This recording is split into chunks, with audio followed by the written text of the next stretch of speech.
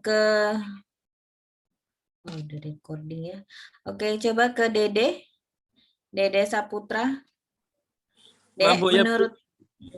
menurut Dede untuk evaluasi webinar yang sudah kita laksanakan 2 hari, Ya apa Bu. yang Dede dapatkan dari webinar tersebut atau perasaannya atau seperti apa ya gambaran Dede 2 hari itu gimana sih terkait webinar yang kita laksanakan menurut Dede? Menurut saya sih Bu ini ya membantu untuk kita yang akan mengikuti Komprik D2 Bu ya. Membantu dalam bahasanya membantu bisa mengerjakan untuk UKOM berikutnya gitu Bu. Membantu sih Bu. Alhamdulillah. Jadi semangat ya Dek ngikutinnya ya Dek. Iya Bu.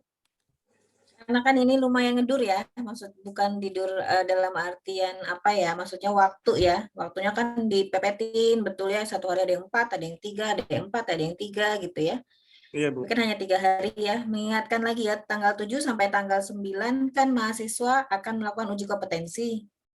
Kalau bisa jangan kemana-mana dulu ya kalau bisa sih harusnya 1 bulan sebelumnya mundur, jadi jangan kemana-mana dulu ya, nanti takutnya kan periode yang sekarang itu Agustus. Jadi kalau misalnya mepet, terus hasil tesnya nanti kalian reaktif, atau misalnya ternyata sakit, punya gejala-gejala gitu kan, nanti kalian nggak ikut lagi gitu ya. Jangan gitu, maksud saya tolong dihindari dulu berpergian. Kalau bisa di rumah dulu ya, sampai memang betul UKOM selesai, tanggal 8, itu rentang waktu ya, tanggal 6 sampai 8, tapi kita nggak tahu, tanggal 7 sampai tanggal 9, tapi kita nggak tahu, kita itu dapatnya di tanggal berapa. Biasanya nanti H-1 kayak yang kemarin itu akan di-share terkait lokasi sama kartu peserta itu silahkan baru mahasiswa lihat mahasiswa akan dapat di jam berapa gitu ya. Mudah-mudahan lulus semua ya. Kalau misalnya Amin. nanti amin ya, lancar semua KTI-nya. Kan kalian PR-nya berarti 2 yang sekarang kan KTI dengan uji kompetensi ya. Baiklah. Mungkin saya nggak terlalu banyak ngomong, nanti silahkan mahasiswa karena soal udah didapatkan oleh mahasiswa, jadi mahasiswa nanti silahkan mencermati ya. Ini untuk sekarang itu part 3. Part 3 karena tadi pagi sudah 2 ya dengan 2 dosen yang lain. Ini part 3. Yang di saya adalah ada 3 sistem. Sistem pencernaan, kemudian endokrin, satu lagi muskulo ya. Perlu perkenalkan kan ya, udah kenalan ya. Perlu dikenalkan dulu nggak? Perlu kenalan dulu ya, nama saya Santi. Mungkin mahasiswa sudah sering interaksi ya dari tingkat 1. Namanya memang agak susah. Oke, biasa dipanggil Santi. Saya di Prodi D3 Keperawatan Pancabakti. Oke. Untuk yang pertama sistem pencernaan ya. Oh ya, nanti silahkan mahasiswa boleh menjawab langsung, menyalakan video, menyalakan mikrofonnya atau mau chat, silahkan. Karena ini kan sudah ya.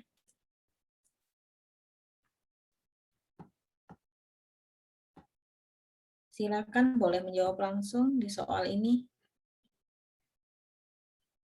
Boleh melalui chat, silakan diisi pilihan jawaban saya A, B, C, D gitu, silakan.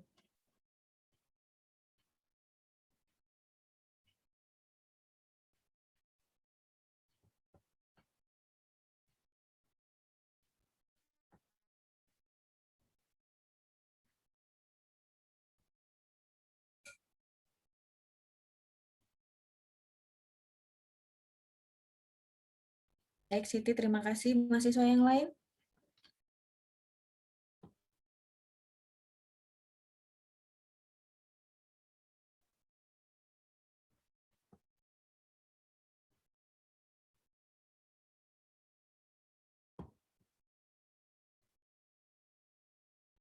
Alhamdulillah ya, hampir 90% sudah. Oh, masih ada yang berbeda. Oke, masih berarti ada yang 25% menjawab yang berbeda. Ada lagi?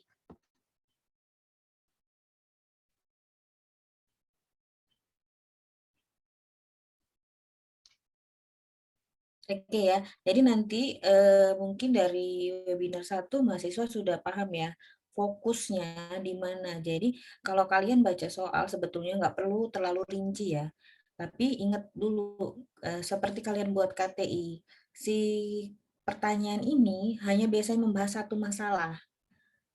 Masalah itu aja, kalau data yang lain biasanya penunjang, jadi mendukung masalah tersebut. Nah, kalau kita baca dari soal, perempuan usia 27 tahun, ini biasanya kan kalimat penjelas ya. Keluhan awalnya adalah diare ya, diare. Jadi kita fokusnya ke diare nih, pasti diare ya. Jadi diagnosa yang mungkin muncul pada pasien diare apa? Atau masalah keperawatannya ya, kalau pertanyaan di sini adalah bisa diare, bisa resiko shock, difusi volatilitas, hipovolemi, resiko tidak seimbangan elektrolit ya. Tapi kita juga perlu ingat, kalau misalnya di masalah keperawatan yang lain, contoh resiko shock, apakah pasien ada tanda-tanda shock, misal dari tensi, nadinya jadi cepat dan lambat, itu tidak ya. Kemudian data-data yang lain kayak hipovolemia. Hipovolemia itu kan berarti kurangan cairan ya. Apakah ada data-data di sini yang menunjukkan hipovolemia? Memang iya dia kehilangan cairan aktif, tapi kan diare. Kemudian tapi adakah data-data lain menunjukkan hipovolemia? Tidak ya. Jadi betul tadi jawabannya ya. Hampir semuanya menjawab jawaban sama ya. Yang A ya. Aduh. Oke, ini yang A tadi jawabannya. Ini nanti saya share aja di grup ya, di grup untuk kalau misalnya mahasiswa membutuhkan pembelajaran. Ini saya ambil dari buku SDKI. Yang penting mahasiswa pahami adalah kalau datanya hanya diare, berarti kan sesuai ya, gejala tanda mayornya defekasi lebih dari 3 kali. Jadi memenuhi dia syarat untuk kasus diare. Kemudian peristaltik meningkat, tadi meningkat ya. Normalnya kan berapa misalnya kita meningkat gitu ya, bising atau bising usus hiperaktif. Kemudian soal nomor 2,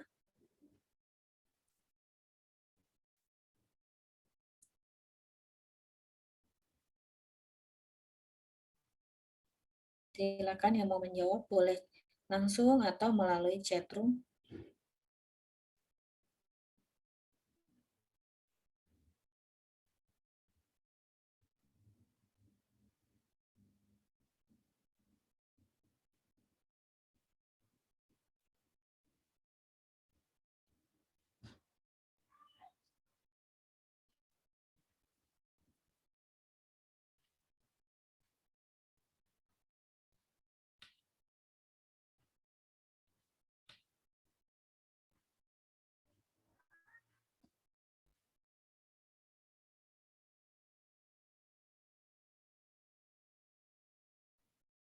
Silakan mahasiswa yang lain yang mau menjawab boleh.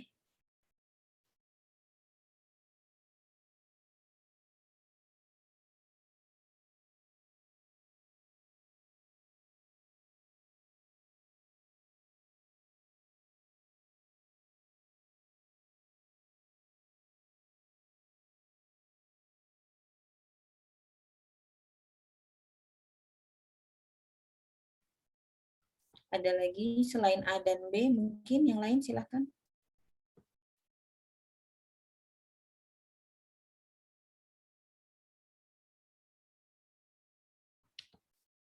Mungkin saya minta tanggapan dulu yang jawabannya A.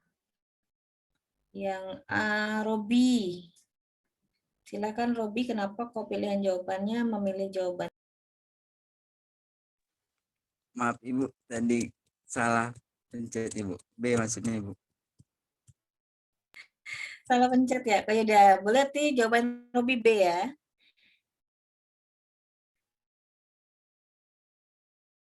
Kalau B berarti apa Robi?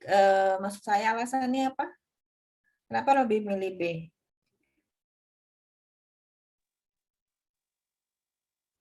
Penurunan berat badan Ibu. Karena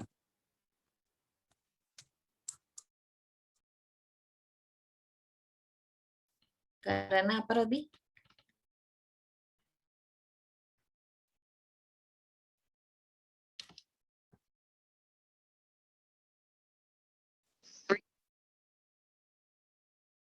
Dede mungkin Dede bisa membantu. Jadi Bu, pengen jawabannya. saya Silakan. Bu. Kenapa memilih A? Aduh. Apa, Dek? Apa namanya? Dia mengalami mual dan muntah. Terus Mm-mm. BAB-nya 4 kali, Bu. BAB-nya 4 kali. Jadi Iya, itu Bu. ada lagi datanya, Dek, yang apa namanya yang menguatkan Dedek? Kalau kalau menurut data sih B, Bu, Hmm. jawabannya, Bu. Karena penurunan berat badan, Bu. Tapi ragu-ragu ya, maksud saya ragu-ragu antara A dan B ya, Dek. Iya, Bu, antara A dan B, Bu. Ya, alhamdulillah masih ada ragu-ragu. Oke, kita diskusikan ya. Nanti kalau mahasiswa masih belum jelas, nanti langsung dipotong aja silakan atau masa terlalu cepat ya. Kalau ini tidak memenuhi apa tadi datanya kan pertanyaannya biasanya kalau nanti mahasiswa gini ya, kalau membaca soal itu baca soalnya dulu, bukan apa ini ilustrasinya. Jadi misalnya soalnya dulu nih, soalnya kan masalah keperawatan yang ditanya kan. Nah, jadi kita baru balik ke soalnya, apa sih sebenarnya datanya nafsu makan turun. Nah, ini ada penurunan berat badan nih, ya kan? Untuk memenuhi kategori penurunan berat badan yang dikatakan tadi kan pilihannya rata-rata mahasiswa B ya, defisit nutrisi walaupun ada beberapa yang A. Untuk memenuhi kategori penurunan berat badan defisit nutrisi apakah iya? Apakah sesuai? Sesuai ya. Kenapa? Karena kan minimal dalam 1 minggu plus minus 20% dari berat badan awal ya dalam 1 minggu. Bisa nggak sih Bu kejadian seperti ini sampai 10 kilo? Bisa, bisa betulan kalau pasien yang memang kondisinya selain itu, misal contoh pasien yang paling gampang banget turun berat badan diabetes ya, bisa banget ya, bisa ada yang sampai 20 ya. Kemudian jadi data awal yang kita pegang kan selain jadi ingat juga ya mahasiswa untuk defisit nutrisi itu sebetulnya datanya data-data yang lain adalah antropometri ya, berat badan, tinggi badan harusnya. Kalau misalnya data ini lengkap lagi, ada data biasanya IMT, apakah pasien itu overweight misalnya, atau misalnya dia normal, atau berat badan kurang gitu. Kalau datanya biasanya lengkap, bisa seperti itu juga. Tetapi kan ada data yang minim seperti ini. Ya kan, B-nya adalah nanti biochemical index atau hasil pemeriksaan lab. Ini tidak ada ya kan. Kemudian C, clinical measurement, dan D, ini diet ya. Jadi data-data ini mengacu semua sih seharusnya yang tadi Dede sampaikan betul ya, dia masih ragu-ragu nih, kekurangan volume cairan atau defisit nutrisi. Kalau dikatakan kekurangan cairan bisa nggak? Bisa juga, tetapi kita lihat ya, kalau dia kekurangan volume cairan harus ada misalnya turgor kulit, kemudian apalagi apa namanya matanya cekung yang paling gampang. Kemudian biasanya perubahan juga terhadap tanda-tanda vital ya. Nanti ini kan dalam rentang normal semua kan, Dek? Apa ada yang berubah ya, Dek? TTV-nya. Normal semua, Nadinya Bu. aja ya. Ya, nadinya aja yang agak lumayan ini ya. Masih rentang normal semua ya. Jadi itu ya. Mungkin nggak angkat hipertermi, tidak ya. Karena kan suhunya masih normal, nyeri akut nggak banget, tidak ada datanya ya. Kalau diare gimana Bu? BAB memang 4 kali, tetapi datanya yang semua data mayor rata-rata ke nutrisi. Jadi jawabannya betul, mahasiswa sekalian defisit nutrisi. Oke, lanjut ya. Ada yang mau ditanyakan? Atau mau ada yang apa ya, memberikan saran atau apa? Silahkan.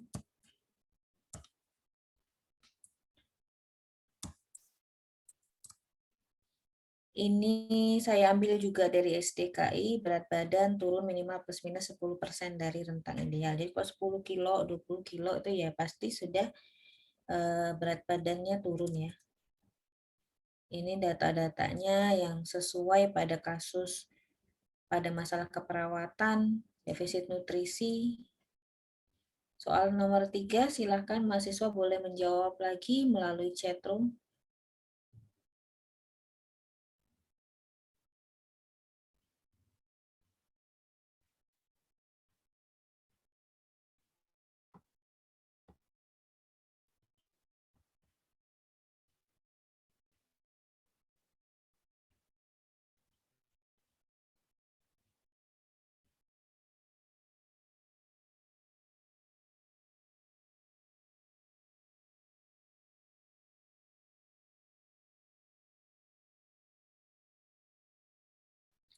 Latihan membaca soal cepat ya, waktunya kan hanya 1 menit paling tidak untuk baca soal supaya nanti bisa balik lagi untuk mereview ya.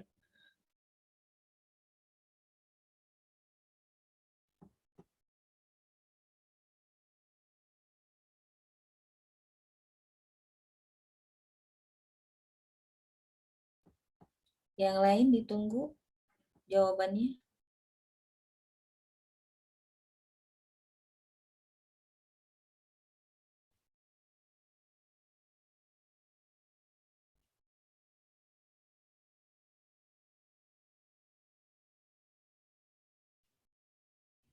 Mungkin Ariza mau menanggapi, silakan Ariza Miranda. Ariza Miranda. Jawabannya B, Ariza. Ariza Miranda, silakan.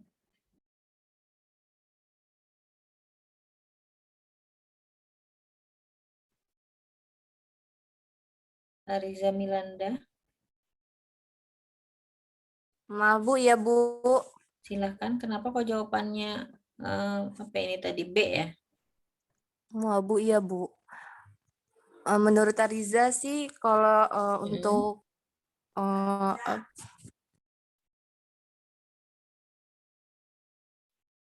menurut Ariza sih kalau pemeriksaan laboratorium buat diagnosa tipoid itu IDAL, Bu. Setahu Ya. Ariza, Bu. Ada nggak pemeriksaan yang lain selain Widal?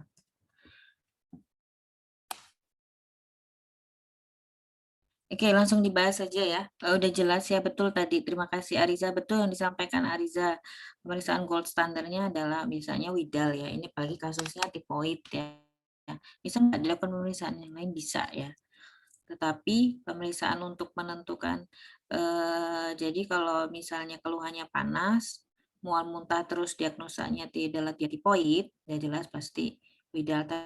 Tapi jangan lupa ya, ada juga keluhan sejak 3 hari yang lalu panas, tapi diagnosa ya penyakit yang lain, pemeriksaannya berbeda ya. Karena selain tipoid kan ada beberapa kasus yang memang keluhan awalnya adalah panas ya. Lanjut ya.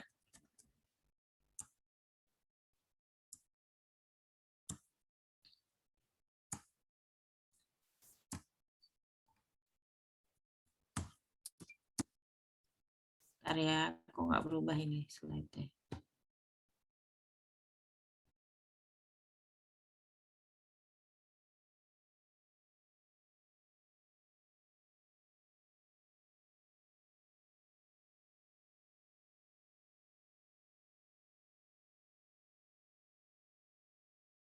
Untuk soal keempat, silakan siapa yang mau menjawab langsung boleh, melalui chat juga boleh.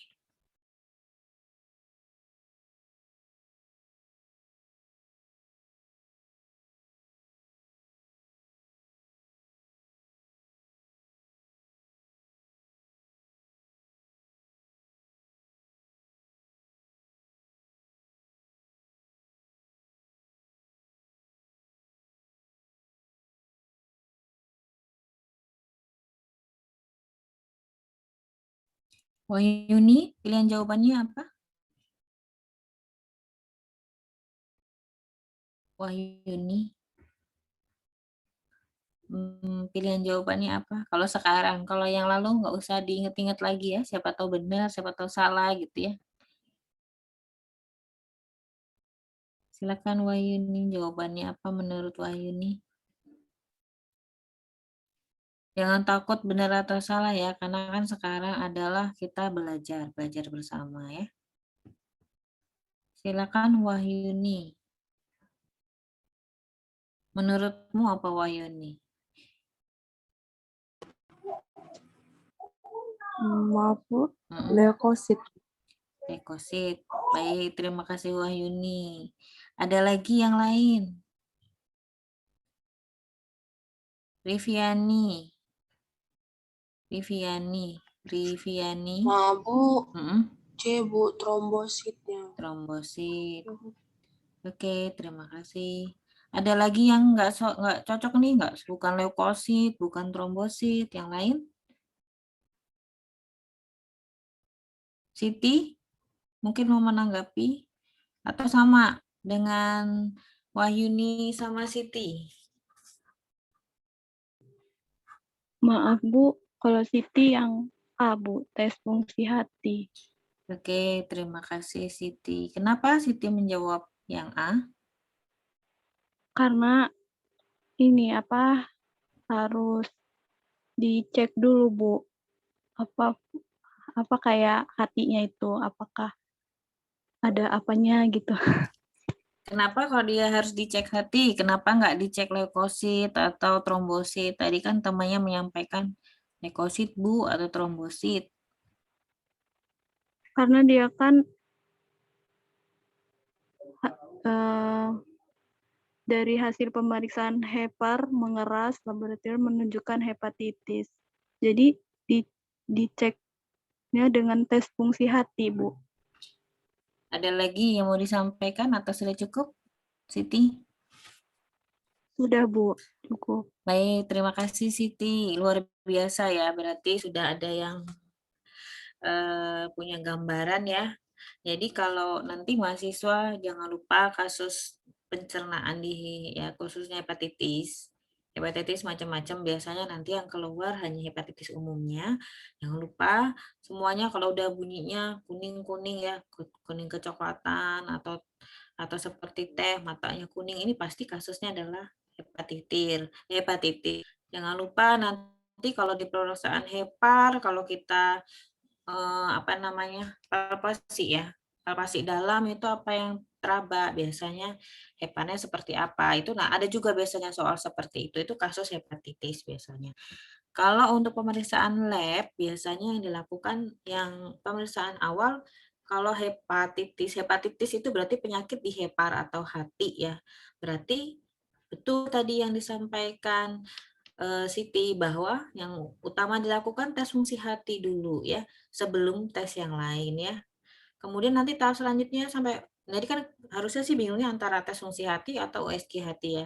Tapi pertanyaannya adalah pemeriksaan awal.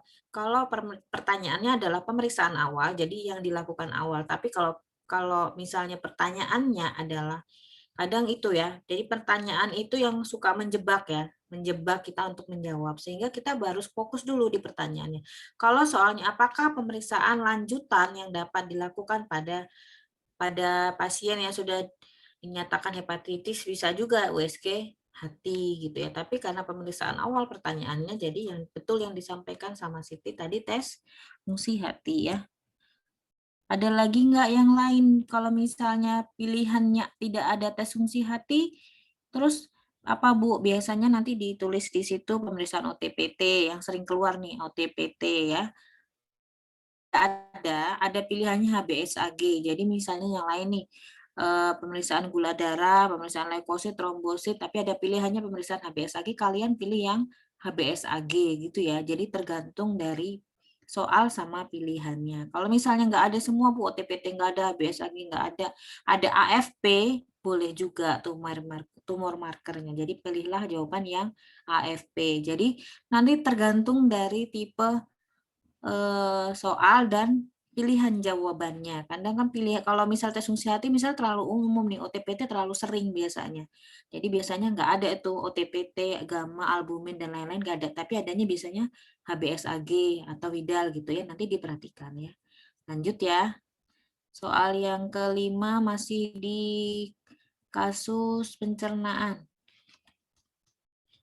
Silakan yang mau menjawab. Riviani mungkin. Riviani Asdalita. Silakan di-unmute.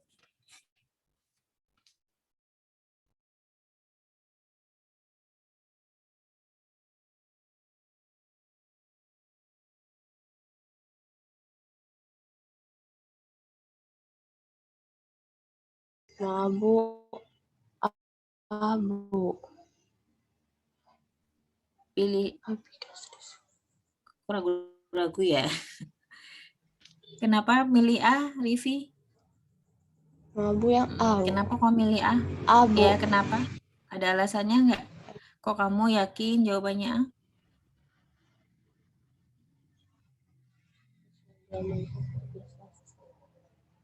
Abdomen dekat epikas. Nggak ada, Bu. Nggak ada ya. Oke, terima kasih. Jasya.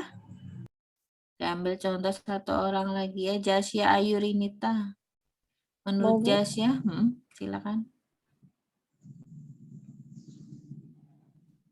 Kalau menurut Jasya, yang D, Bu. Yang D itu apa? Yang inguinalis dextra ya? Sinistra, Bu. Tapi masih bingung kalau nggak dextra, sinistra, Bu. Kalau nggak dextra kenapa? Sinistra. Bu ya, Bu. Oke. Oke. Kalau nggak dextra, sinistra ya. Oke, kita bahas ya. Jadi kalau dari kasus ini kan keluhan nyeri perut kanan bawah. Sebetulnya kalau misalnya mau diperiksa kanan bawah berarti dextra ya, kanan dextra. Tetapi jangan lupa ya, kalau pasien fokusnya adalah nyeri perut kanan, leukositnya segini, kemungkinan pasiennya dengan apa? Appendicitis, tahu ya appendicitis tahu ya? Kalau orang awam bilangnya usus buntu ya, peradangan pada usus buntu. Untuk menegakkannya kita melakukan apa? Sering ini kayaknya pernah ujian praktek deh, titik McBurney ini. Jadi jawabannya adalah yang C ya, McBurney ya. Itu pernah diujikan ingat saya. Cara periksanya gimana gitu kayaknya pernah diujikan, tapi saya juga lupa-lupa ingat ya. Jadi jawabannya kalau ingat ya, kalau nyeri kanan bawah, kemudian leukositnya tinggi, biasanya sudah appendicitis. Jadi peradangan pada usus buntu, letak nyeri kanan bawah biasanya di titik yang C ya, McBurney ya. Jadi ingat ya. Titik benar saya ini soalnya soal ini sering keluar ya. Nanti mahasiswa boleh membaca ya. Boleh membaca rata-rata di penekanannya di McBurney, yaitu sepertiga lateral dari garis krial yang menghubungkan spina. Ini kan lebih susah ya bahasanya. Nanti boleh dibaca di buku KMB mahasiswa, biasanya masih ada. Jadi kasus ini adalah kasus appendix ya, appendicitis. Oke, kita pindah ke muskulo ya. Lanjut ya untuk muskulo. Udah keluar jawabannya ya, udahlah ya. Dibatalkan ya. Jawabannya sudah keluar ya. Jadi kalau pada pasien yang akan direncanakan pulang, yang kita lakukan, misalnya besok nih pasien mau pulang, ini contoh kasus satu ya, tapi banyak kasus yang lain, kasus operasi yang lain, misalnya pasien operasi sesar, besok mau pulang, hari ini apa yang dilakukan? Yang pertama kalau bahasanya adalah kateter, berarti yang lingkar-lingkar kateter, maksud saya lingkar-lingkar itu lingkup kateter, yaitu contoh adalah bladder training. Bladder training tahu ya, pernah diajarkan di tingkat 1 juga pernah, tingkat 2 di mata kuliah yang KMB juga pernah bladder training ya, main dengan cara memberikan karet ya di kateter gitu ya, untuk melatih kandung kemih ya. Jadi biar kembali lagi ke normal. Jadi kalau udah penuh, biasanya nanti keluarganya memanggil, kalau kalian pernah dinas di ruangan kemudian melakukan bladder training, biasanya nanti kalau udah penuh nanti panggil saya ya Bu. Nah baru dilepas tuh si karet tadi gitu ya. Itu adalah bladder training. Jadi untuk kembali menstabilkan kandung kemih kalau pada pasien operasi, karena kan ada pasien operasi dipasang kateter ya. Memang ini apa namanya? Ini pengalaman saya juga, kalau dipasang kateter itu kan kadang pasien itu kalau awal, maksudnya masih awal, itu lupa bahwa udah dipasang kateter sehingga masih menahan kemih. Tetapi ketika sudah dipasang kateter, justru kebalikannya, malah kadang lupa, tiba-tiba aja merasa udah ngalir aja kencing, padahal kan tidak. Makanya kalau misalnya pasien akan dilepas kateternya, sebaiknya yang betul adalah di bladder training dulu sehingga pasien bisa berkemih normal lagi. Lanjut ya. Untuk soal yang ke-7.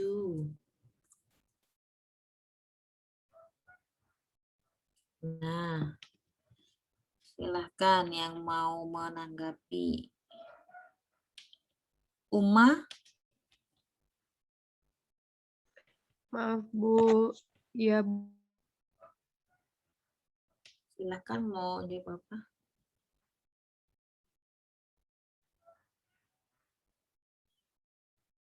Menurut Uma jawabannya apa?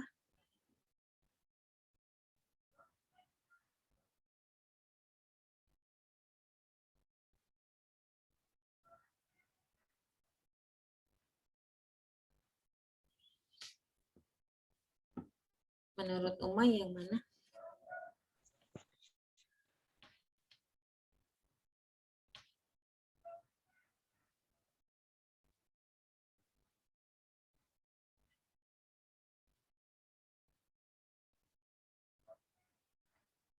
Banyak ya tipe soal seperti ini, jebakan ya.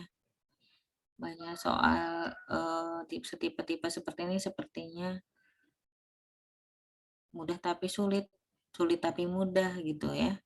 Kok kayaknya bisa jawab tapi ternyata belum betul gitu ya.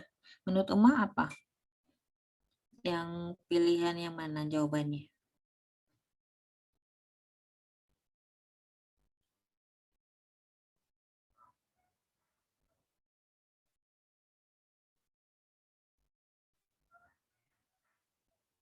Mungkin Anissa bisa membantu, Anissa Eka Putri. Bantu Uma. Uma sedang berpikir.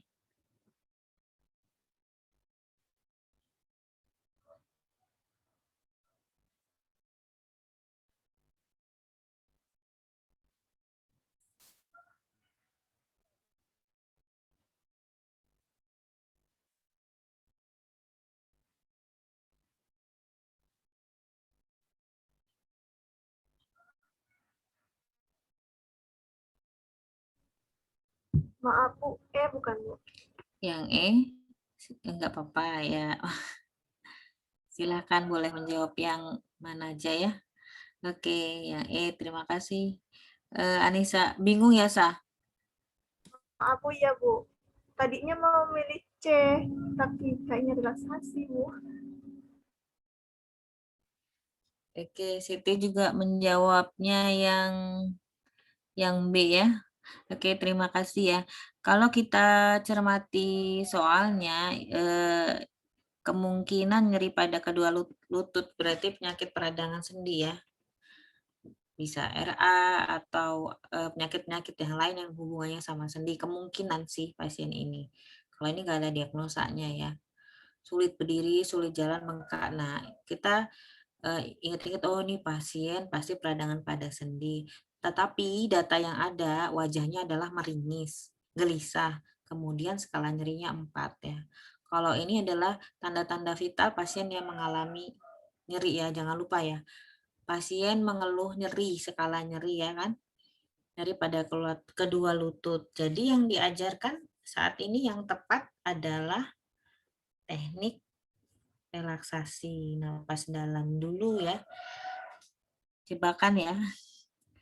Oke, kenapa kok diajarkan yang relaksasi? Jadi nanti kalau teman-teman ingat soalnya nih, skala nyeri kemarin sih kalau tingkat 3 ada ujiannya nggak? Seingat saya sih ada ya. Kalau tingkat 2 yang lalu itu ada ujian KMB terkait pengkajian nyeri. Jadi kalau nyeri ringan itu misalnya range-nya dari 1 sampai 3 di skala itu keluar 4 sampai 7 atau 4, 5, 6 ya. 4, 5, 6 berarti 4 sampai 6 itu nyeri sedang itu diberikan teknik relaksasi dulu ya. Ingat ya. Tapi kalau skala nyeri di sini ditulis, ini skala nyerinya kebetulan 4 ya, kategori nyeri sedang. Kalau dia bilang skala nyerinya misalnya skala nyeri 1 atau 2 atau 3, pokoknya rentang 1 sampai 6 itu masih kategori bisa diberikan teknik relaksasi ya. Tetapi kalau dia sudah skala nyerinya berat, jangan lupa jangan kasih teknik relaksasi ya, tapi kolaborasi pemberian analgetik misalnya seperti itu kalau ada pilihan yang lain. Jadi kita perhatikan juga skala nyerinya ya. Kalau skala nyeri 10 gimana Bu di teknik relaksasi? Biasanya nggak bisa, harus kolaborasi dengan farmakologi baru teknik relaksasi gitu ya. Lanjut, soal selanjutnya yang ke-8. Soal yang ke-8 Uma tadi belum jawab. Yang ke-7 silakan sekarang yang ke-8 boleh Uma. Uma Alfatu. Maaf Bu, iya Bu. Silakan, kamu boleh jawab yang sekarang.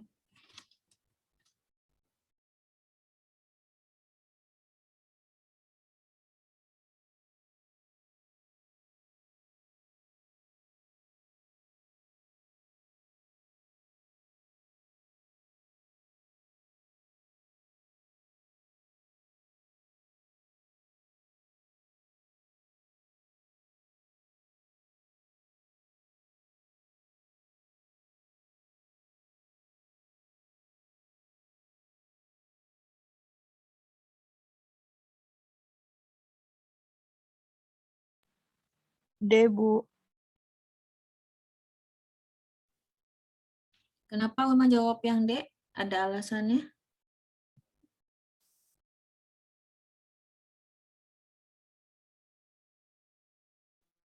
Karena rentang gerak menurun pada kaki kiri, Bu. Oke, alhamdulillah Uma betul ya jawabannya. Terima kasih Uma. Jadi nanti mahasiswa cermati juga soalnya ya, walaupun di sini hampir sama kayak yang soal yang sebelumnya yaitu nyeri juga, tetapi di sini data nyeri data-datanya adalah hubungannya sama gerak ya, enggan bergerak, kemudian rentang gerak menurun, hubungannya sama gerak ya. Kembali yang saya sampaikan tadi di awal, fokus pada satu masalah, ini permasalahannya di pergerakan. Jadi yang dapat kita lakukan adalah latihan ROM ya, yang disampaikan Uma tadi betul ini ya. Ini pembahasannya nanti mahasiswa mungkin bisa baca sendiri ya. Oke, untuk soal selanjutnya silakan dibaca dulu, kemudian dicermati. Mahasiswa boleh menjawab langsung, boleh juga melalui chat room. Silakan dibaca.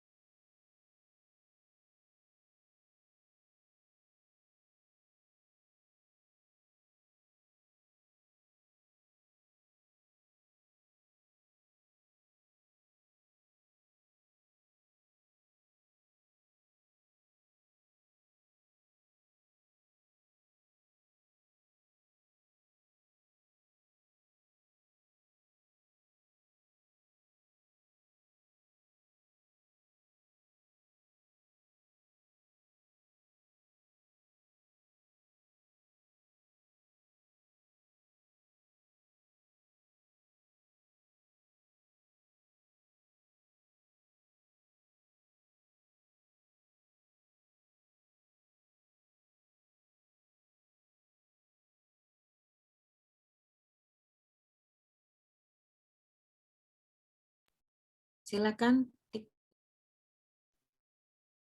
Rita, silakan.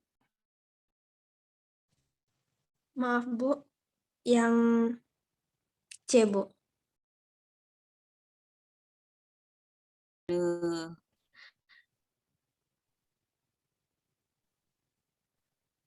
Bentar ya, oke.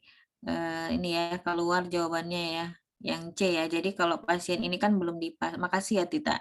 Pada pasien ini belum dipasang kateter, jadi kita akan melakukan pemasangan kateter ya. Kenapa kok nggak dilatih bladder training? Kateter saja belum dipasang, sehingga tidak bisa ya. Relaksasi sesuai nggak? Tidak ya, karena tidak ada data-data yang berkaitan itu. Dia hanya nggak bisa menahan kencing. Kemudian kasih oksigen, tidak ada data-data yang berkaitan dengan oksigenasi di sini. Pasang infus juga tidak ada ya, urin kuas dikit dan lain-lainnya ya. Oke, jadi udah bisa ya, mulai bisa ya memfokuskan pada satu topik. Ini apa namanya pembahasannya terkait pemasangan kateter. Kita lanjut di endokrin. Endokrin dimulai dari diabetes yang umum, kemudian nanti merujuk ke hipoglikemi dan ketoasidosis. Silakan dibaca dulu.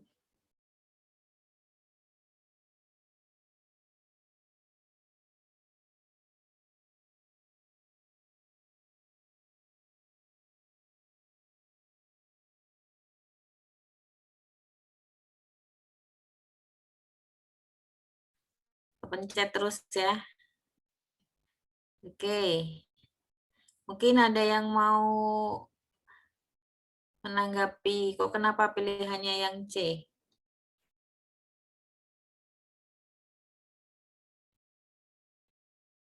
Rina Handira.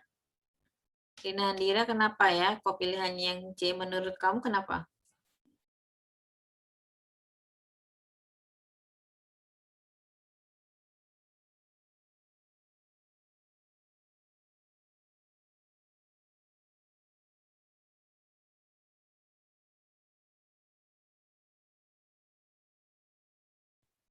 Menurut Rina kenapa? Ini jawabannya kenapa yang C ya? Atau mungkin Rina punya jawaban yang lain selain yang C?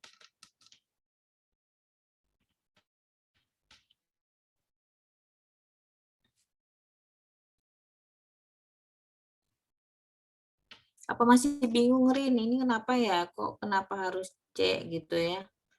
Kenapa nggak yang lain aja gitu? Nggak apa-apa, silakan disampaikan. Menurut Rina, jawabannya C bukan? Atau Rina punya jawaban yang lain? Rina Handira, silakan di-unmute.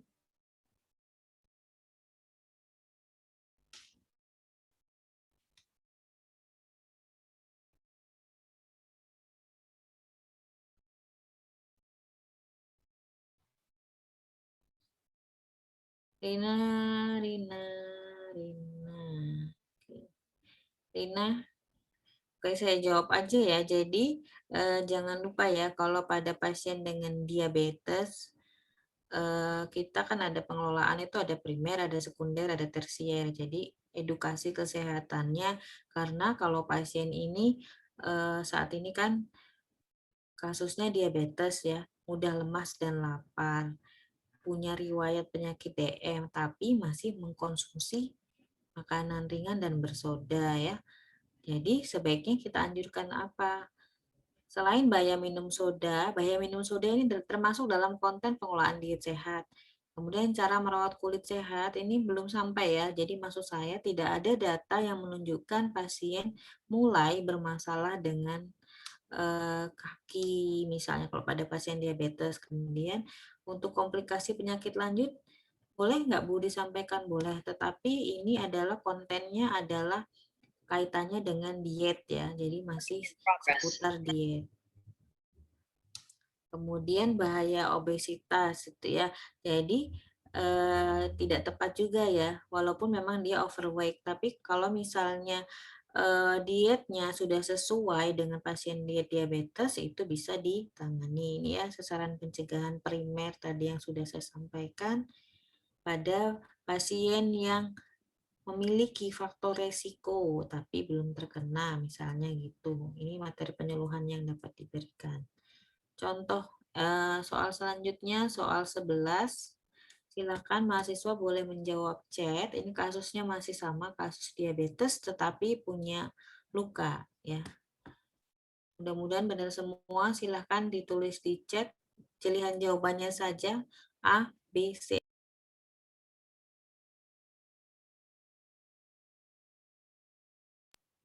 Ditulis di chat misalnya siapa gitu silahkan pilih aja pilihan langsung A, B, C.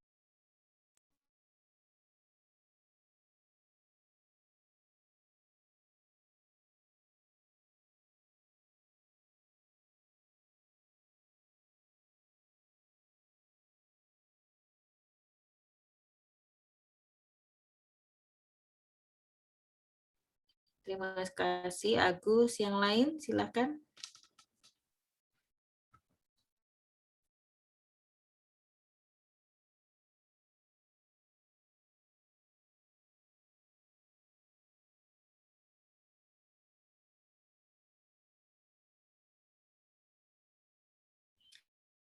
Kemarin kalian waktu ujian kompetensi akan ada hasil lab normal tuh di atas ya. Sempat dilihat nggak ya?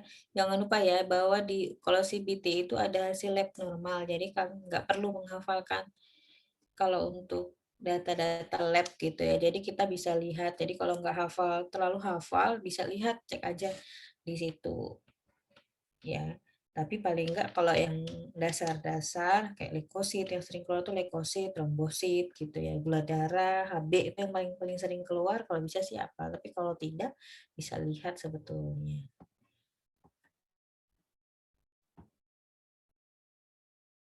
Ada lagi selain Agus yang mau menjawab? Kembali ke coba saya bahas ya. Jadi kalau pasien ini kan pasien seperti saya sampaikan tadi ya kita ke DM ya, walaupun di sini nggak disebutkan ya. Tetapi kalau dia keluhan luka di tumit sulit sembuh, nah ada kata-kata sulit sembuh kemungkinan dengan diabetes ya, kemungkinan ya. Karena kalau pasien yang lain tanpa diabetes biasanya kan lebih cepat sembuh, tetapi kalau pasien diabetes itu lebih lama ya. Karena kan tergantung gula biasanya. Kemudian dia datang nih ke rumah sakit, lukanya basah dan bau ya. Kalau data-data tensi, nadi memang ya cepat, kemudian pernapasan juga lumayan cepat ya. Kalau ditambah data keton, benda keton positif, kemungkinan sih pasien ketoasidosis ya. Tetapi ini nggak ada data mengarah ke sana ya. Jadi kemudian kalau HB ini kan memang termasuk kategori rendah ya. Kalau hematokrit kan 3 kali dari HB ya. Kalau 9,6 kali 3 dapatnya hematokrit gitu ya. Leukositnya lumayan tinggi, gula darahnya tinggi, udah jelas nih dia diabetes ya. Yang perlu kita lakukan kalau ada pasien datang ke rumah sakit adalah ngapain? Kita lakukan dulu perawatan luka ya. Di perawatan luka, kenapa kok kita nggak mengkaji karakteristik luka dulu, Bu? Jadi di protap perawatan luka itu ada apa ya? Ada tahapan di mana mengkaji karakteristik luka sebetulnya ya. Jadi kalau ada pertanyaan seperti ini yang dilakukan adalah perawatan luka ya. Kenapa kok nggak ngasih insulin, Bu ya? Jangan dulu ya dikasih insulin ya. Biasanya kan pasien ini kalau dia baru datang saja belum dengan diagnosa diabetes, dia harus dipantau dulu kadar gula darahnya dengan KGDH atau kurva gula darah harian, baru kita bisa menentukan dosis insulin ya.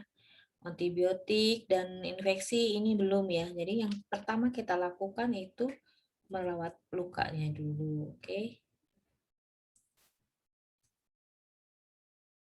Ini di SDKI salah ya, di Siki untuk linknya ke SDKI dari konsep SDKI resiko infeksi, intervensinya yang utama perawatan luka. Nomor 1 perawatan luka dulu, yang di bold hitam itu perawatan luka, sehingga kita lakukan perawatan luka berdasarkan data tadi. Lanjut ya, yang ke-12 ya. Ke-12 ini sama ya, seperti tadi masih kasus pasien diabetes juga. Silahkan boleh menjawab melalui chat. Sertakan pilihan jawabannya aja, A, B, C, D, atau E.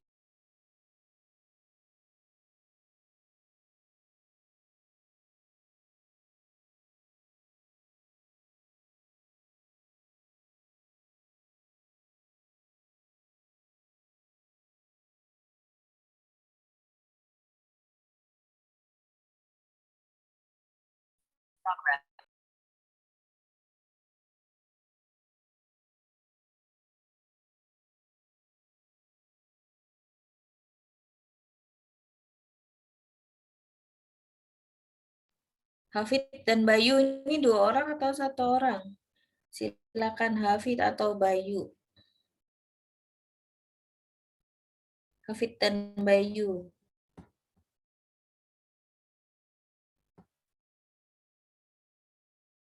Hafid, Nah, Bu, iya, Bu. menurut Hafid yang mana? Yang pengkajian yang perlu dilakukan?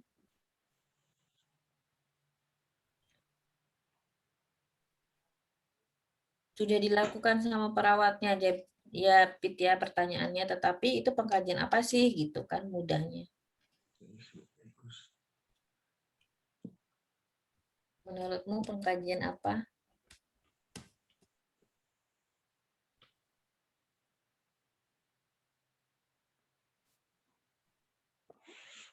Perfusi, Bu.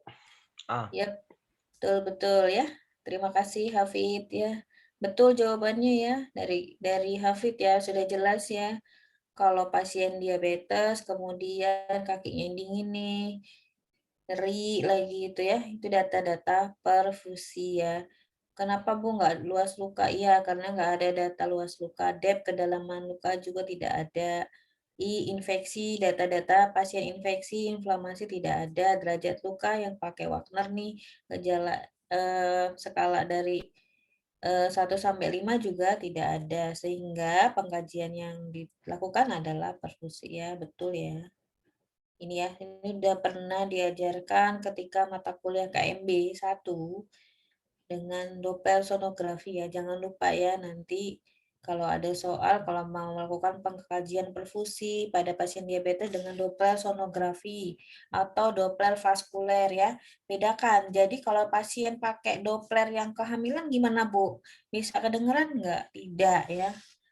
Tidak, kan beda itu walaupun bentuknya sama, tapi ya kalau untuk perfusi yang dilakukan dengan Doppler sonografi atau kalau bahasa ininya umumnya seringnya Doppler vaskuler ya. Oke, ini pemeriksaan sama ya, masih pemeriksaan perfusi. Tadi di soal kan ada tuh kakinya pucat dan lain-lain gitu ya. Soal selanjutnya yang ke-13. Silakan yang mau menjawab langsung boleh atau mau melakukan chat room boleh. Silakan, 1 menit ya.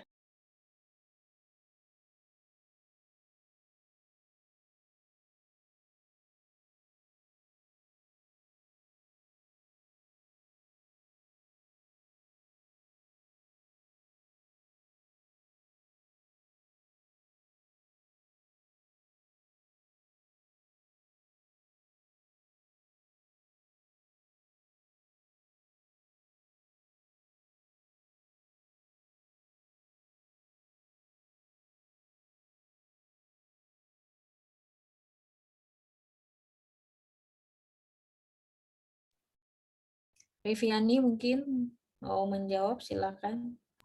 Mabuk, Bu, gangguan eliminasi urin, Bu. Oke, terima kasih Riviani. Ada yang lain nggak? Ada yang nggak sepakat atau sepakat semua nih? Dede, coba Dede. Menurut Dede jawabannya apa, Dek? Mabuk abu. Eliminasi urin juga? Iya, Bu. Oke, terima kasih. Reza Ayu. Reza Ayu. Reza Ayu Bu, Mawarni. iya, Bu. Menurut Reza? Boleh beda dengan yang lain nggak, Bu? Boleh, silahkan. Menurut Reza yang mana?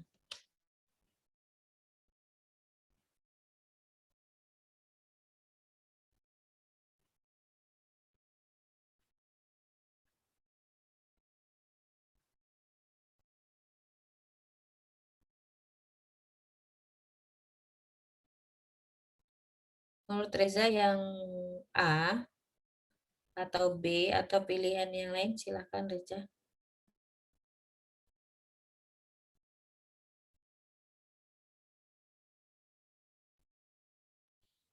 Mabuk abu karena sering BAK, terutama pada malam hari. Baik, terima kasih Reza atas pilihan, atas jawabannya ya dan alasannya. Baik ya, kita cermatin ya. Terima kasih tadi Dede juga sudah menjawab, Viviani juga ya. Jangan lupa tadi saya sudah ingatkan dari awal ini kasus pasiennya adalah DM ya, diabetes. Jadi dia akan mengalami 3 trias ya. Polidip yang paling sering muncul nih triasnya adalah polidipsi, poliuri, polifagi ya. Cepat lapar, cepat haus, cepat kencing. Ini pasti ya. Jadi pasiennya kan kalau dari ini ada yang ini sih Hafid dan Bayu atau Bayu ini yang jawab atau Hafid ya, saya bingung jadinya ya. Jadi kalau pasien ini kan sudah jelas DM, udah punya trias gejala nih, oh pasti diabetes.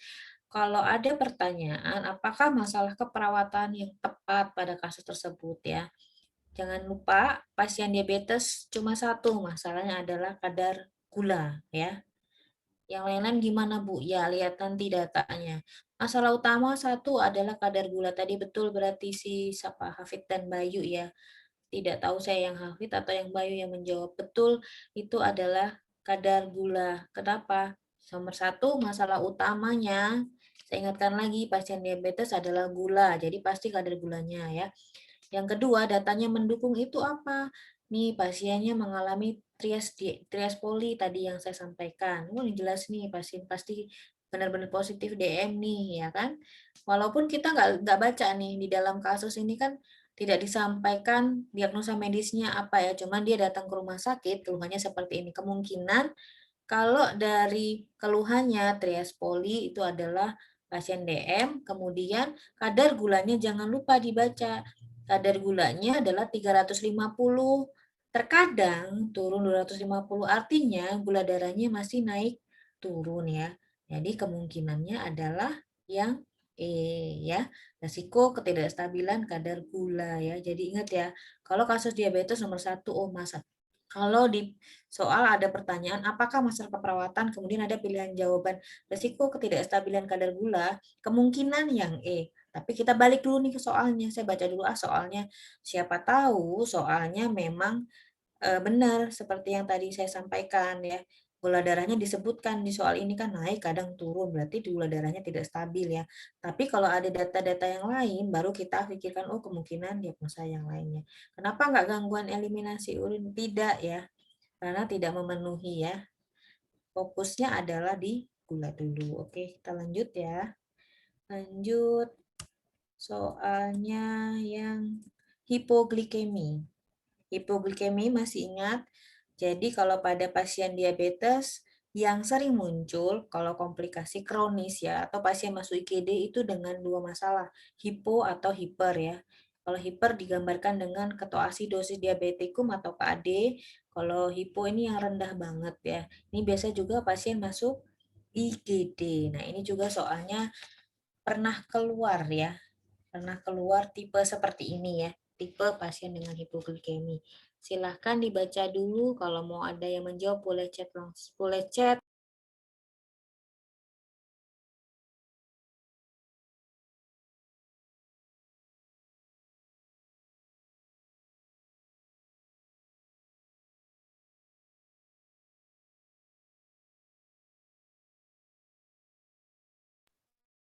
Anissa, silakan udah punya jawaban belum Anissa? Anissa Eka Putri udah punya jawaban belum? Maaf Bu, masih ragu antara D sama Antara apa itu? E Yang sama E. E sama D. D, berikan glukosa murni sama Kolaborasi pemberian infus dextrose 5%. Oh, Dede sama Dede ya, Dede D sama E ya. Bu, iya Bu. Oke, terima kasih Anissa. Ada lagi mungkin temannya yang mau menanggapi, ada yang beda?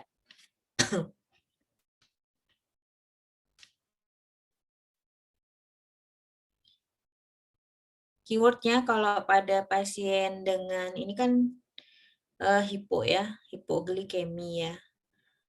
Walaupun di sini kita nggak baca nih, kita tidak membaca dia.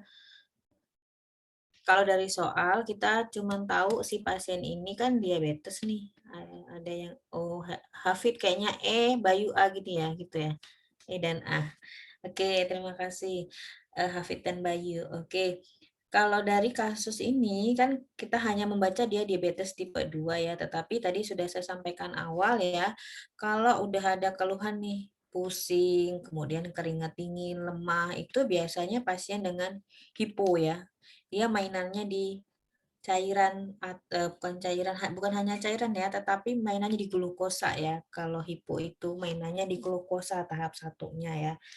Jadi kalau tensinya sekian, nadi sekian GDS ya. Jadi kalau aturan yang baru, menurut rekening yang baru, kalau dia GDS, jangan lupa sekali lagi, kalau kata kuncinya ini udah saya bold ya, diabetes tipe 2, kemudian GDS-nya 60, ini dia memenuhi kategori penanganan hipoglikemi. Ingat ya, kalau diabetes tipe 2 kadar gulanya kurang dari 70, dia mengalami hipo namanya ya. Jadi dia pasti kasus yang intervensinya kita lakukan, kasus ini adalah kasus hipoglikemi. Kenapa? Nanti penanganannya akan berbeda ya. Kemudian kalau dia ke rumah sakit, kalau dari data keluhan masih merasa pusing, keringat dingin, lemah, ini kemungkinan dia dibawa sih ke rumah sakit tetapi dia masih sadar ya. Jadi kenapa dikasih glukosa murni ya kan? Kan udah ada nih ya. Jadi kalau jawaban Anissa tadi berikan glukosa murni salah apa benar? Salah ya. Karena di soal sudah ada pasien telah mendapat glukosa murni ya. 15 menit yang lalu. Sekarang apa yang harus kita lakukan untuk tahu kadar gula darahnya? Dilakukan dicek kadar gula darahnya ya.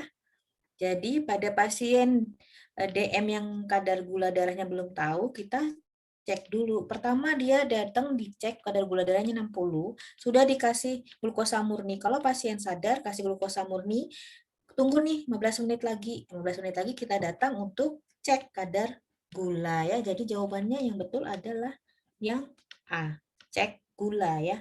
Karena ada soal, di dalam soal sudah 15 menit yang lalu sudah dikasih glukosa murni. Oke, terima kasih ya. Atas responnya kita lanjut ya. Lanjut yang 15.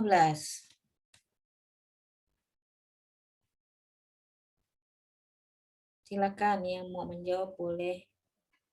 Tadi yang benar siapa ini? Bayu apa Hafid ini? Yang A milih Bayu apa Hafid itu? Kok A dan E? Maaf Bu, jawaban A Bu, yang E yang sebelumnya Bu. Oh, jawabannya yang Hah? Jawabannya yang A. Oh, E yang sebelumnya. Oke, terima kasih. Lanjut ya. Ini pertanyaan selanjutnya. Robi mungkin bisa menanggapi Robi.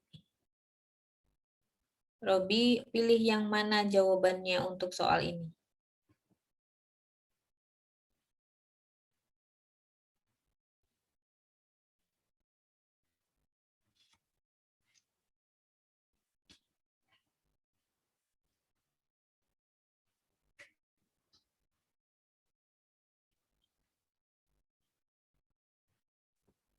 Robi? Maaf Ibu, ya Ibu. Menurut Robi yang mana?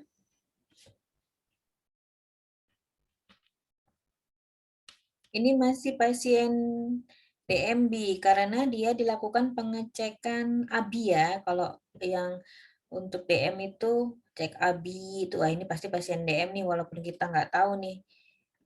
Biasanya kan kalau di soal ada yang tidak dengan diagnosa medis seperti ini kan kita tidak tahu nih dia diagnosa medisnya apa gitu ya. Tapi kalau dia dicek ABI, kemungkinan dia pasien dengan diabetes ya. Udah keluhannya lemas gitu ya, ABI-nya sekian. Ini pasien diabetes ya, normalnya kan 0,9 ABI-nya. Kalau rendah berarti pasien ini sudah pasti pasien diabetes yang bermasalah ya. Menurut Robi yang mana pilihan jawabannya kalau dari data ini?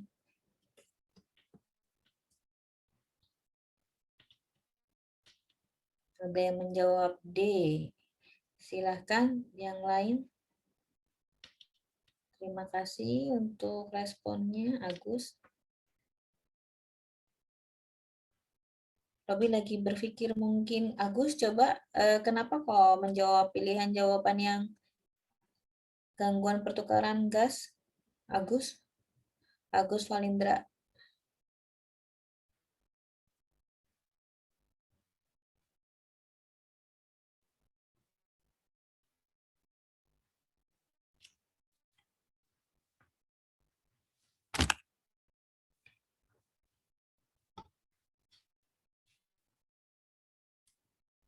Udah dapat belum Robi jawabannya, Bi?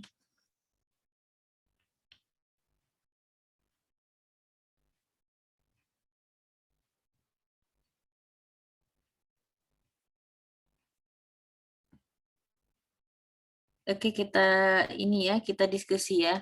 Kalau tadi sudah saya kasih clue, kemungkinan pasiennya adalah diabetes dengan masalahnya di ABI.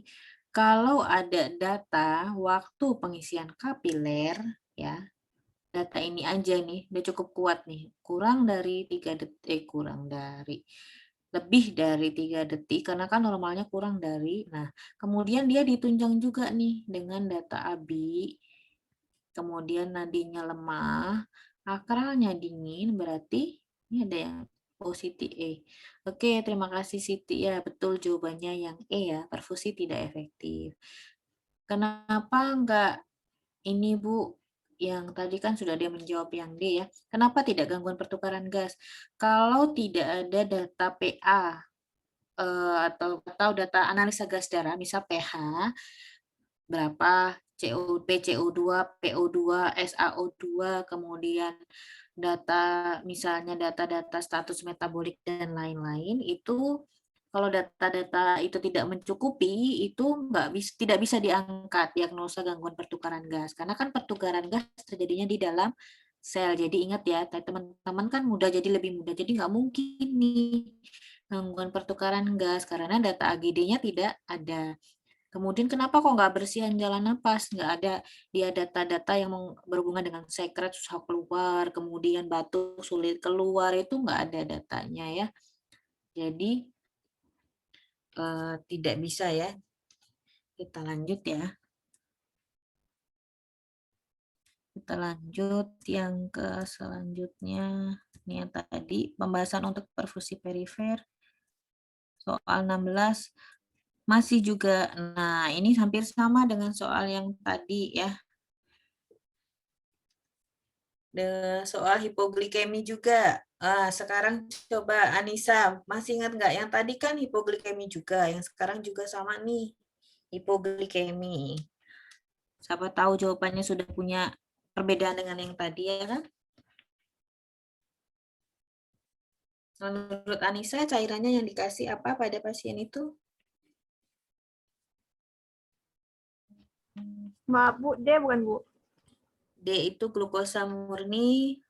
Kalau nggak A. Boleh, gimana? Galau ya. A kalau nggak D Bu. Itu Bu. Kenapa kok antara A dan D? Bingungnya di mana? Ini kan dua cairan yang berbeda ya. Kalau dextrose itu hanya bisa lewat parenteral ya, atau infus. Kalau glukosa murni bisa dia diminum ya. Kenapa masih bingung ya? Maaf Bu, D aja Bu. Kok jadi D aja?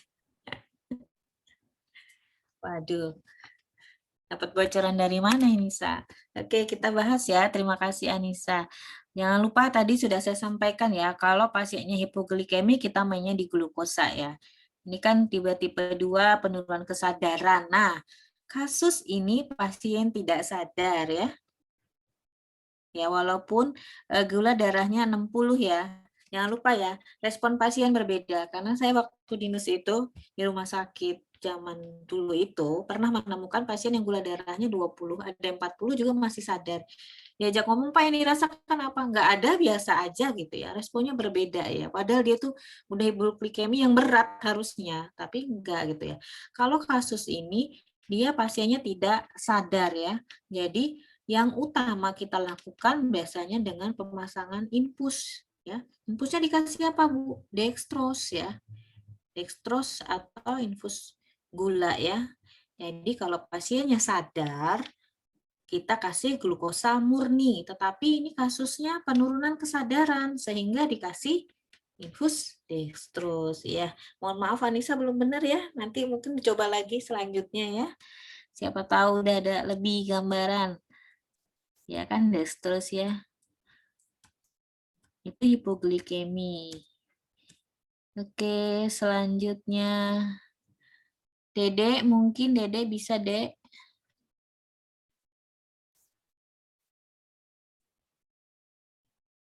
Masih sama kasusnya hipoglikemi. Menurut Dede yang mana? Lain silakan boleh isi di chat room.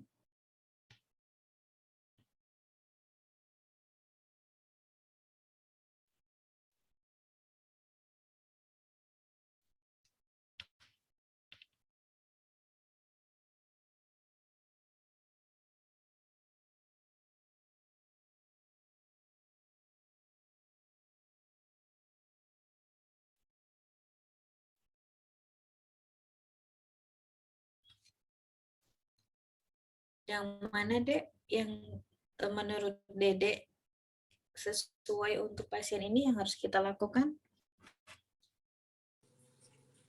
Bu. Ya, D. silakan. Yang mana? Yang D. Oke, terima kasih Dede. Betul ya. Alhamdulillah, berarti kalau dari 20 soal udah benar separohnya itu ya udah aman ya. Alhamdulillah ya. Karena ada kunci apa, Dek? Pasien, kata kuncinya apa dia ini? Kok kenapa Dedek milihnya yang glukosa murni tidak infus dextrose? Bu, karena pasiennya sadar, Bu. Iya, betul. Kata kuncinya pasien diabetesnya sadar ya. Jadi seperti yang saya sampaikan tadi, kalau sadar kasih glukosa dulu. Tapi kalau kasus sebelumnya kan pasien tidak sadar. Itu kita baru main infus ya. Jangan dikasih insulin ya. Jadi kalau pasien 40 tambah kasih insulin, waduh udah nih bahaya buat pasiennya ya. Hati-hati ya.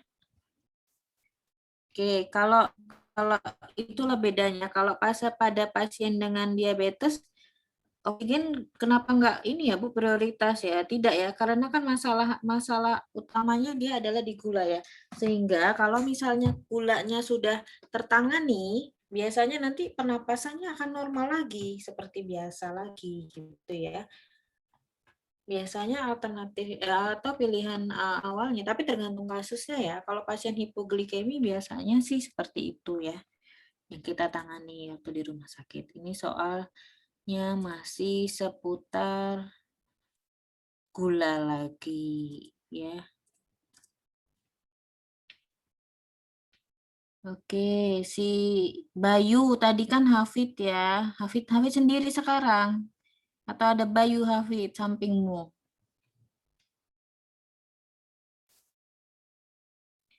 Hafid ada Bayu sampingnya.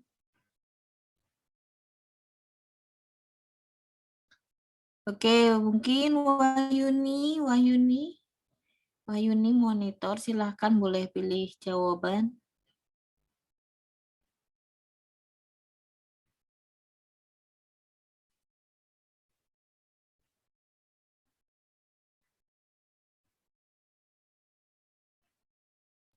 Atau mungkin Anissa mau coba lagi.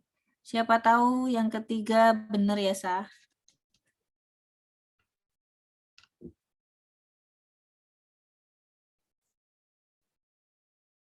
Menurut Anissa sekarang apa ini?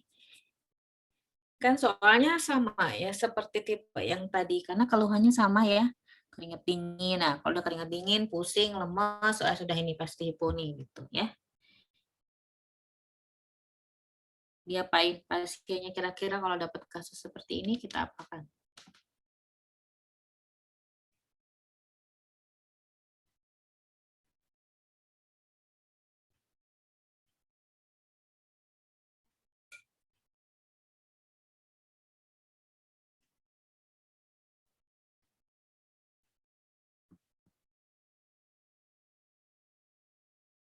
Terima kasih Agus.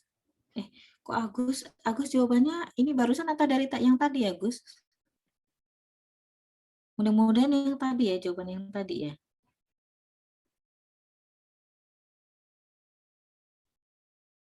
Anissa sudah punya jawaban? Ini pasiennya sama seperti tadi, hipoglikemi, keringat dingin. Tapi data yang tidak ada kalau pasien DM adalah gula, ya kan? Kasusnya nggak ada nih data gula. Jadi apa yang kita lakukan? Cek gula dulu ya. Cek gula dulu sebelum kita. Ya, terima kasih Robi. Alhamdulillah sudah ada yang punya gambaran ya. Kalau kasus hipo, kasus DM, udah kalau dia bilang kasus DM terus nggak ada kadar gula, cek dulu gulanya. Jadi kita baru bisa menentukan nih mau diapakan ya. Betul ya? Kita lanjut selanjutnya yang 19. Sama masih juga main di gula ya.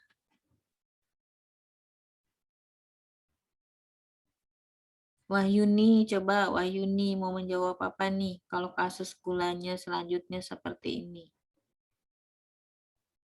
Wahyuni PPKM enggak ya ini? PPKM kan? Di rumah ini ya? Atau di kosan? Bu, di rumah, Bu. Di rumah. Alhamdulillah ya, jangan main dulu ya. Boleh main kok, tapi pakai masker ya tetap. Kita lanjutkan. Nur Wahyuni, pasien hipo ini diapakan? Memenuhi hipo enggak ini Wahyuni menurutmu dari kadar gulanya? Memenuhi kriteria hipo?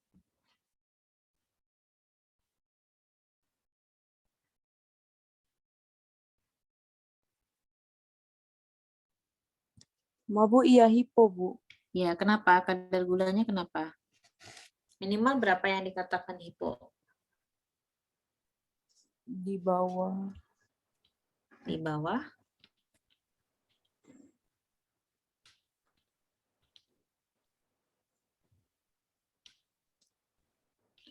Di bawah berapa? Sesuai kesepakatan tadi ya, untuk per rekening yang baru di bawah 70 ya. Di bawah 70 betul yang sampaikan Wahyuni, dia memenuhi hipo nih pasiennya. Tapi dia di soal sudah dikasih intervensi glukosa nih. Kemudian sudah dicek lagi nih 15 menit kemudian sudah dicek lagi nih. Pertama dia datang ke rumah sakit, kadar gulanya dicek 45. Berarti kan intervensinya kita nggak usah cek gula ya, karena udah tahu 45. Kemudian pasien ini sudah dikasih glukosa murni per oral ya, karena dia masih sadar ya. Kemudian setelah itu 15 menit dia dicek ulang kan, kadar gulanya masih 50. Apa yang harus kita lakukan?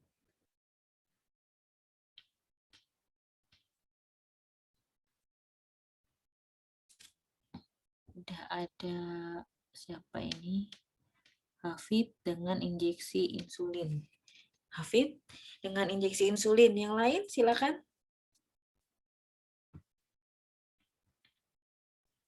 Anissa dengan Anissa dengan glukosa murni ya, alhamdulillah ya.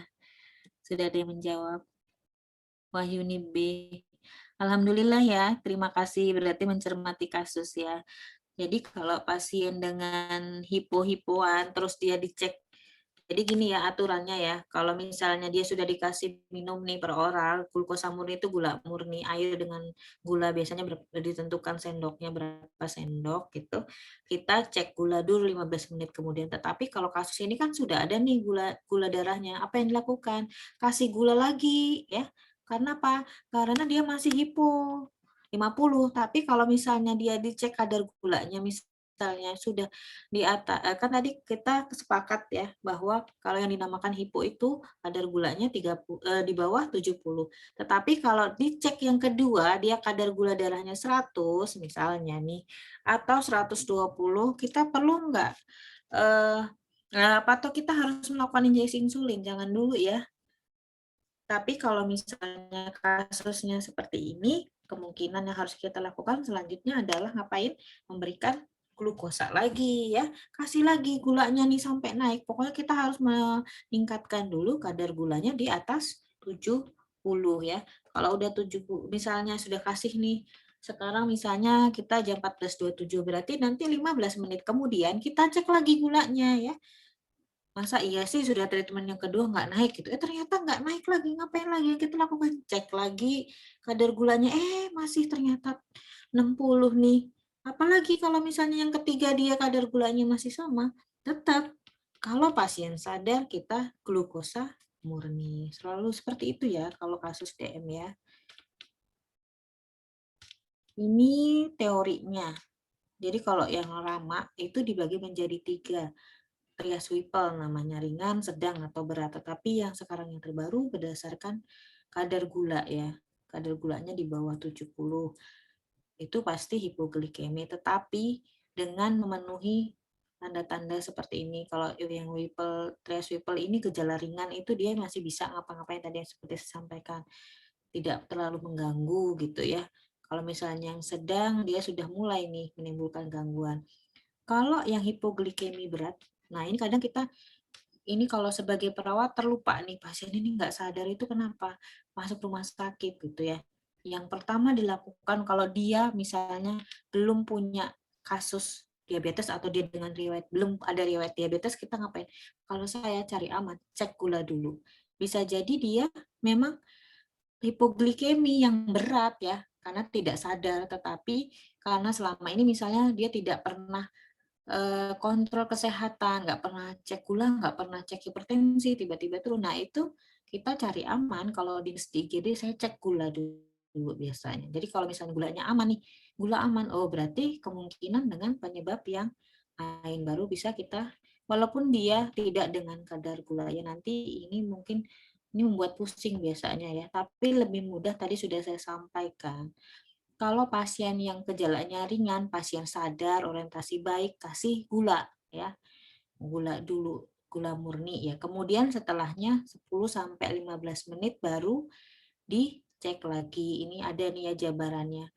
Kalau sudah mengulang 3 kali, maksudnya 3 kali kita memberikan gula tetapi nggak naik-naik, baru kita berikan IV ya dengan glukosa 150 atau bisa pakai glukagon. Tapi kalau pada pasien kondisi yang moderate atau yang sedang, kita Kalau dia kooperatif atau misalnya bisa menelan, tanya dulu ya atau diajakin ngomong. Kalau misalnya nggak bisa, kita ngapain? Baru dikasih intervensi yang lain. Tetapi kalau yang gejala yang udah yang tadi ya, kadar gulanya memang rendah kemudian tidak sadar, udah jelas ya jangan apa ya. Kalau pasien tidak sadar kita mau siap-siap nih udah buatin gula yang enggak lah, nggak bisa ya. Tapi kalau dia udah masuk IGD ya cek dulu ya. Cek ABC dulu. Kalau pasien IGD itu kan yang penting adalah airway, breathing, sirkulasi ya. Dicek dulu ada masalah nggak. Kalau tidak ada masalah baru kita berikan gula ya, tapi lewat infus ya. Oke, ini nanti oke yang terakhir ya. Alhamdulillah soal yang ketiga. Soal yang ketiga ketoasidosis ya. Ketoasidosis itu pasien masuk IGD seperti yang saya sampaikan tadi itu ada dua hal ya, karena hipo atau hyper ya. Kalau ini yang hyper ya. Hyper dikatakan ketoasidosis itu apabila gula darahnya lebih dari 250 mg per desiliter. Tetapi jangan lupa ada benda keton nih. Ada tulisan keton positif biasanya atau keton storim hasilnya positif. Nah, ini pasti dia dengan ketoasidosis. Biasanya kalau udah masuk dengan KAD pasiennya tidak sadar. Atau ada juga kemarin saya ketemu pasien 7 tahun KAD, pasien dia diabetes tipe 1, ketoasidosis 7 tahun, itu dia sadar, diajak ngomong masih ini, tapi ini ya, sadarannya gini nih, nyambung nggak nyambung gitu loh. Kadang ditanya apa nyambung, kadang enggak gitu ya. Nah ini pasien biasanya ketoasidosis. Jadi ciri khasnya ada keton serum positif ya. pH darahnya biasanya asam ya. Nah, intervensi yang dilakukan apa kalau pada pasien ketoasidosis? Bedanya kalau pasien dengan hipo kita naikin gulanya dengan glukosa, bisa glukosa murni atau infus, misalnya dengan dextrose ya. Dextrose macam-macam ya, biasanya tapi jarang keluar nih. Kita memberikan dextrose 5%, 10, 20, atau 40 misalnya gitu. Biasanya tuh soal itu nggak terlalu sampai serinci itu, yang penting dextrose ya. Kalau pada pasien KAD kita yang pertama karena jangan lupa ya prinsipnya kalau gula ada di dalam darah kan berarti darahnya itu apa ya? Kental bahasanya kayak kalau misalnya teh kita minum teh tapi kebanyakan gula kan jadi pekat ya rasanya. Kita apa kan jadi kita cairin ya. Kita cairin lagi atau kita berikan cairan. Jadi kalau pasien dengan kasus seperti ini kita intervensinya diapakan? Nomor 1 intervensi utama adalah rehidrasi cairan. Jadi yang jawabannya adalah yang B ya. Jadi nanti kalau misalnya soalnya seperti ini kalian nggak usah nih Mas EGT, nggak usah yang lain-lain dulu, tapi cairan dulu ya. Ingat ya, kalau KAD cairan dulu. Kalau cairan udah gimana Bu? Ternyata di dalam soal biasanya ada pilihan gini. Pasien sudah mendapatkan rehidrasi cairan NaCl sekian liter misalnya. Apa Bu pilihan kedua? Nah, baru kita tidak boleh milih cairan lagi ya. Itu pilihan yang lain ya. Jadi kalau di soal dia sudah ada cairan ya, misalnya pasien telah mendapatkan, biasanya rata-rata dikasihnya, jangan lupa ya kalau pasien gula ini jangan dextrose ya kalau KAD ya, karena kan gulanya dia udah tinggi ya.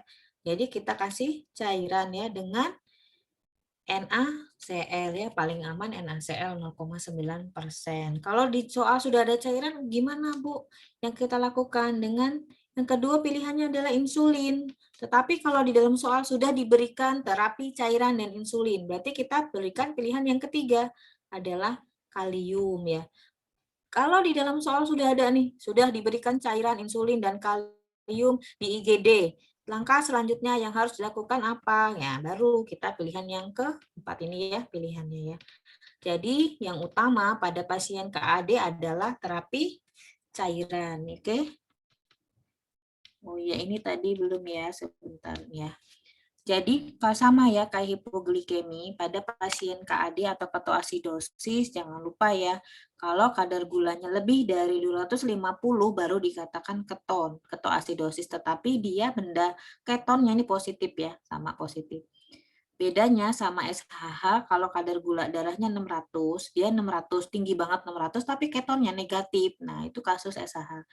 Sepertinya belum diajarkan ya kalau di kampus ya. Yang kalau KAD sudah pernah sepertinya ya. Itu perbedaan ini umumnya ya. Oke, cukup dari saya. Ada yang mau didiskusikan lagi atau mau disampaikan? Ada yang mau ditanyakan?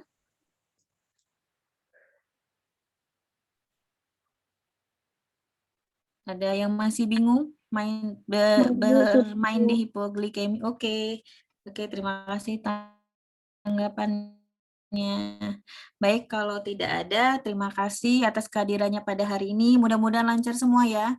Mudah-mudahan udah bisa beda ini ketoasidosis diapakan, hipoglikemi ringan, sedang, berat, hipoglikemi pasien sadar, hipoglikemi pasien tidak sadar diapakan gitu ya.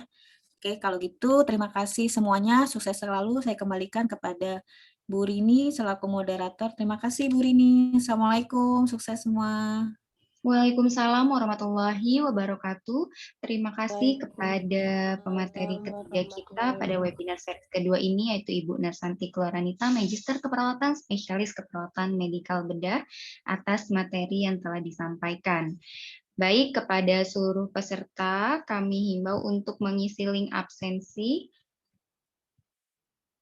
yang akan kami share sebentar lagi di kolom chat, jadi jangan meninggalkan ruang Zoom terlebih dahulu sebelum mengisi absensi. Untuk besok, yaitu kita lanjutkan dengan kegiatan webinar series yang ketiga. Untuk itu kami mohon seluruh peserta masuk pukul 9.00 agar bisa dimulai pada tepat waktu. Baik, linknya sudah di-share, segera mengisi absensi sebelum ditutup untuk Zoom-nya dan untuk link absensinya.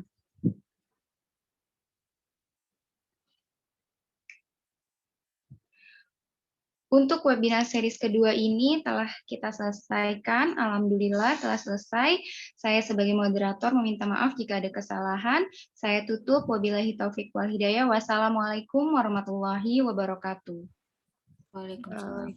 Waalaikumsalam warahmatullahi wabarakatuh.